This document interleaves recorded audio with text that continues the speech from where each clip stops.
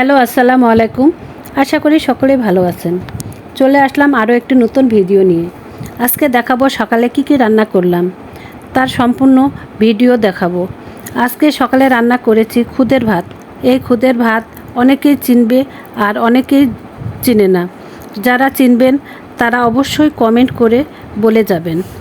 খুদের ভাতের সাথে ভর্তা না হলে চলে না, তাই 5 রকমের ভর্তা বানালাম। ভর্তাগুলো সম্পূর্ণ ভিডিও আপনাদের সাথে শেয়ার করব। প্রথমে থাকছে শুটকির ভর্তা।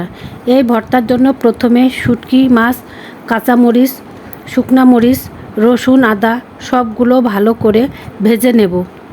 তারপর ভেজে নেওয়া হয়ে গেলে ভেজে নেওয়া কাঁচামরিচ, শুকনা মরিচ, রসুন, আদা পরিমাণ মতো লবণ দিয়ে বেটে নেব। তারপর ভাজা শুটকি দিয়ে একসাথে বেটে নেব। বেটে নেওয়া হয়ে গেলে পেঁয়াজ কুচি দিয়ে হালকা বেটে নিয়ে তাতে সরিষার তেল দিয়ে মেখে বাটিতে উঠিয়ে নেব। তারপর বাদাম ভর্তা করব। তার জন্য প্রথমে বাদাম ও শুকনা মরিচ ভেজে নেব। ভেজে নেওয়া হয়ে গেলে লবণ দিয়ে একসাথে বেটে নেব। বেটে নেওয়া হয়ে গেলে তাতে পেঁয়াজ কুচি ও সরিষার তেল দিয়ে মেখে বাটিতে উঠিয়ে নিব। তারপর দেখাবো চামঘাসের পাতার ভর্তা। এটাকে অনেক এলাকায় খারকন পাতা বলে। আপনাদের এলাকায় পাতাটিকে কি বলে কমেন্ট করে বলবেন। এই ভর্তার জন্য প্রথমে চামঘাসের পাতা ছোট ছোট করে কেটে নিয়েছি। রসুন, কাঁচামরিচ সব ভালো করে ভেজে নেব। ভাজা উপকরণগুলো লবণ দিয়ে একসাথে বেটে নেব। শুকনো মরিচ দিতে ভুলে গিয়েছিলাম, তাই পরে দিয়ে বেটে নিয়েছি। সব একসাথে বেটে নেওয়া হয়ে গেলে সরিষার তেল দিয়ে মেখে নিয়ে বাটিতে উঠিয়ে নেব।